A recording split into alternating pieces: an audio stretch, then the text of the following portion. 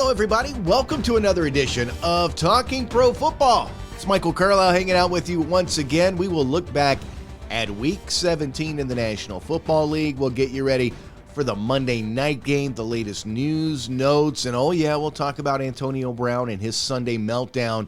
But let's jump right in. We had a lot on the line going into Sunday's games for Week 17 as far as the playoffs go.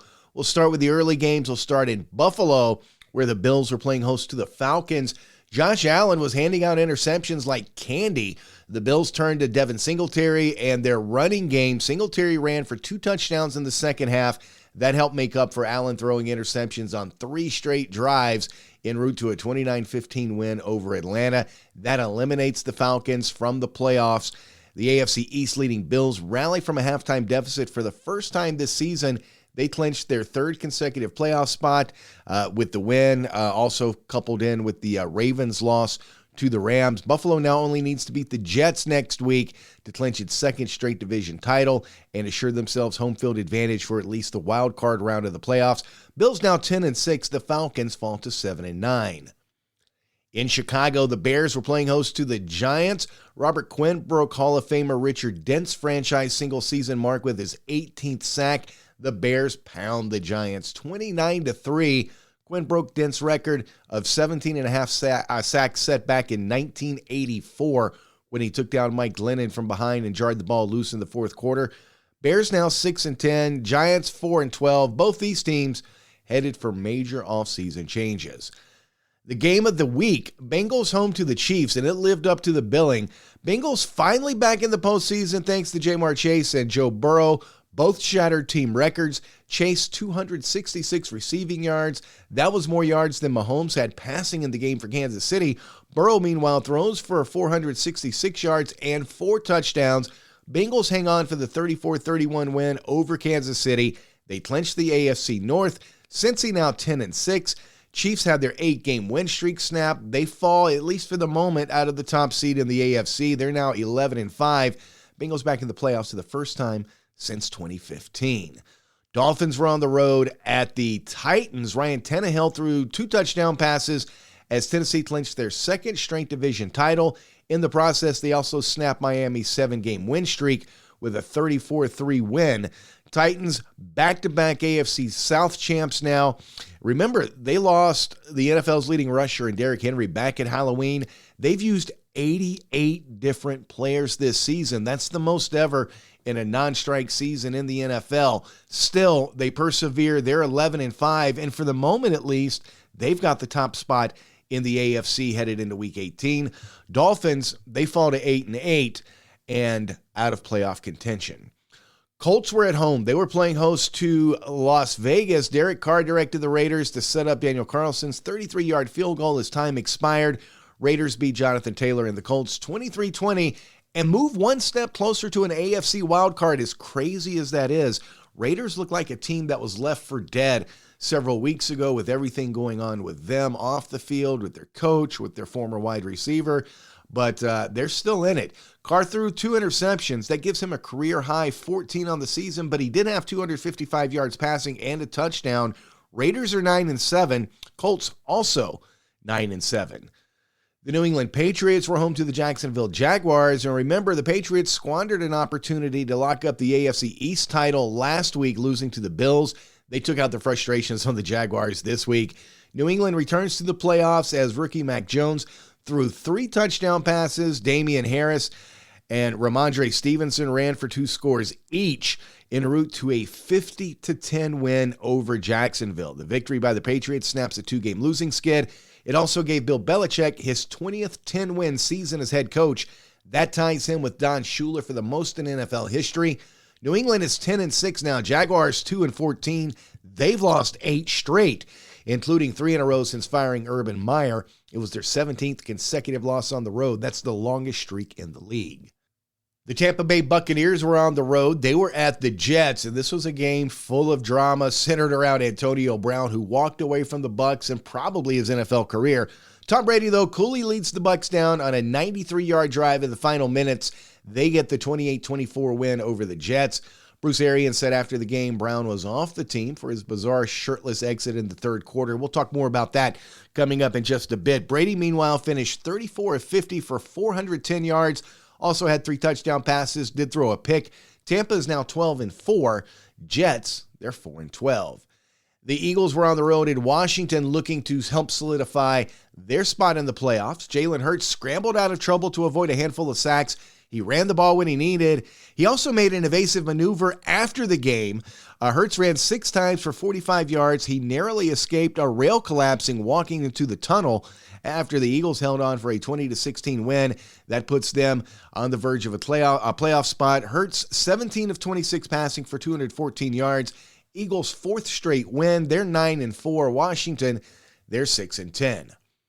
Ravens were at home to the Rams. Matt Stafford throws a 7-yard touchdown pass to Odell Beckham Jr. with 57 seconds left after completing a 5-yarder to Beckham on a 4th and 5 play.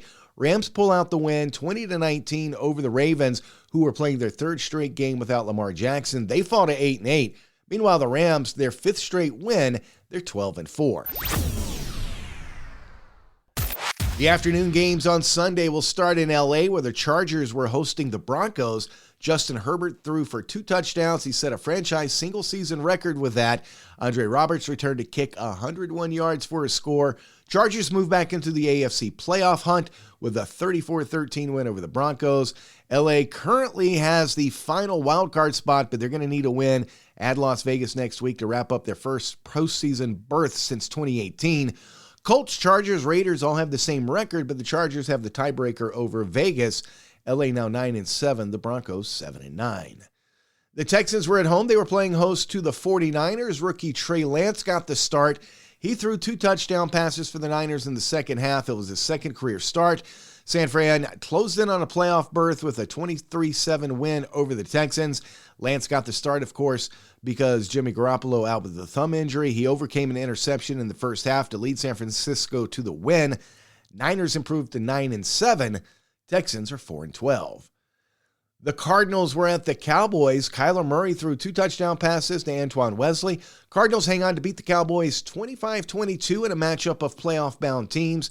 The outcome didn't do much to change the races in the NFC, either for the number 1 seed or the NFC West, but the Cardinals do end a 3-game losing skid, and in the process stop the Cowboys' 4-game winning streak. Arizona now 11-5, the Cowboys also 11-5. The Carolina Panthers were on the road. They were visiting the New Orleans Saints. Alvin Kamara turned a short pass into a New Orleans touchdown, their first touchdown in more than 11 quarters. Saints also kicked 4 field goals. They beat the Panthers 18-10. The 3rd victory in 4 games for the Saints. New Orleans will head into the final week of the regular season, still in the hunt for a wild card spot. They are 8-8, Carolina 5-11. The Seahawks were at home playing host to the Lions. Rashad Penny ran for a career-high 170 yards and a pair of touchdowns. Russell Wilson threw 3 of his 4 touchdown passes to DK Metcalf. Seahawks rout the Lions 51-29, the 5th 50-point game in franchise history, the first since 2012. Seahawks 6-10, Lions 2-13-1. The Sunday night game, the Green Bay Packers were home to the Minnesota Vikings. Aaron Rodgers and Green Bay once again made sure they won't have to leave Lambeau Field for the conference playoffs. Rodgers throws 2 touchdown passes. A.J. Dillon runs for 2 more. Packers rout the Vikings 37-10 Sunday night. They wrap up the top seed in the NFC. Green Bay, the lone NFL team this season to be unbeaten at home, and they've got a chance to reach the Super Bowl without leaving Lambeau Field. Now, they've had that opportunity before. It hasn't worked out. We'll see if this year is different. Packers now 13-3 with the loss. Minnesota 7-9, and they are now officially eliminated from the playoffs.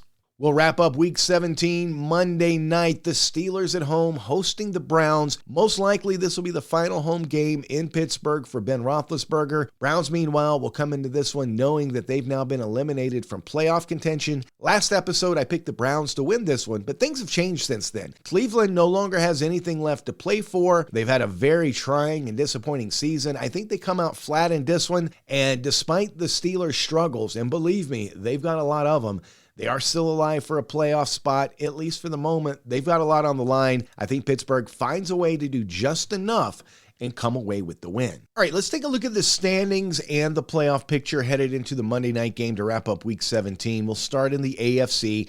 In the East, Buffalo and New England both 10-6. Buffalo's got the tiebreaker. All they've got to do is win next week. Dolphins 8-8. The Jets 4-12. Over in the North, the Bengals, who clinched the division yesterday, they're 10-6. Ravens 8-8. Steelers 7-1 headed into Monday night. Cleveland 7-8. The Titans at 11-5. Best record headed into Week 18 in the AFC. Colts 9-7, Texans 4-12, Jaguars 2-14. In the AFC West, despite losing on Sunday, Kansas City still 11-5, Chargers 9-7, Raiders 9-7, both vying for playoff spots. The Broncos, they're 9-7. Now, as far as the playoff picture in the AFC, and it is a little more open than the NFC, we still got 2 spots up for grabs. Right now, your top 4 seeds would be in this order: Tennessee, Kansas City, Cincinnati, and Buffalo. The Patriots are in. They've got a wild card at least at 10-6. The Colts at 9-7. They just need to take care of business next week. Then you've got the Chargers, who at the moment have at 9-7 the third wild card. The Raiders are also 9-7. By the way, those 2 teams play each other in Week 18. Steelers, at least headed into Monday night, still alive at 7-1. Dolphins, they've been eliminated. The Ravens are still alive at 8-8, but a lot's got to happen. Cleveland now eliminated. Broncos also eliminated over the weekend. Over in the NFC, we'll start in the East, where the Cowboys, despite losing on Sunday, they're still 11-5. Eagles 9-7. Washington 6-10. The Giants 4-12. In the North, Green Bay, best record in all of football, 13-3.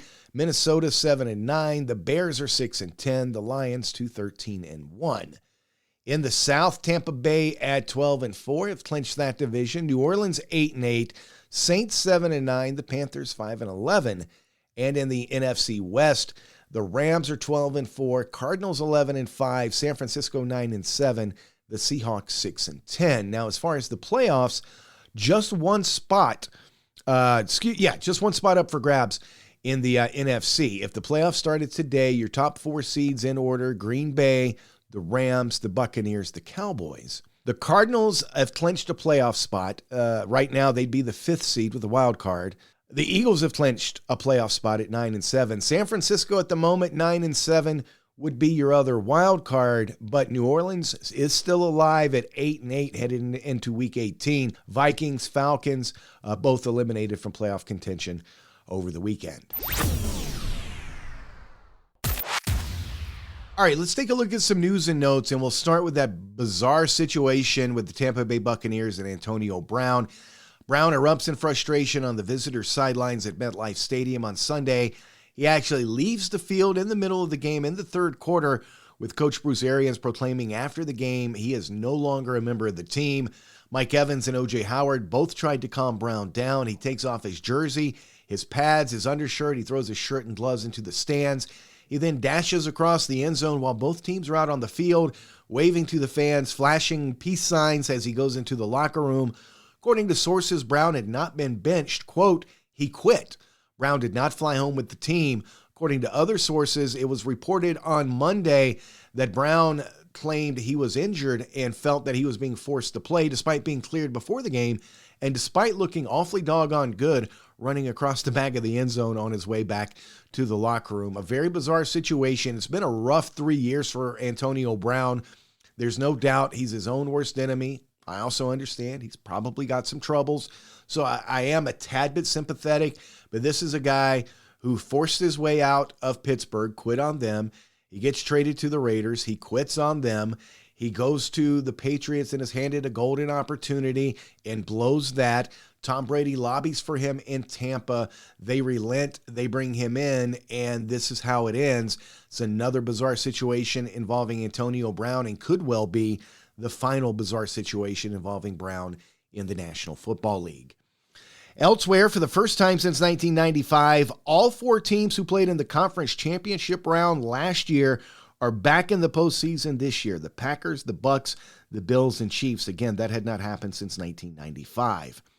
The Dolphins headed into Sunday were riding high, a 7-game win streak. They were looking good. They were putting it all together. Then on Sunday, they lose 34-3 and eliminated from playoff contention. How quickly things can change in the National Football League.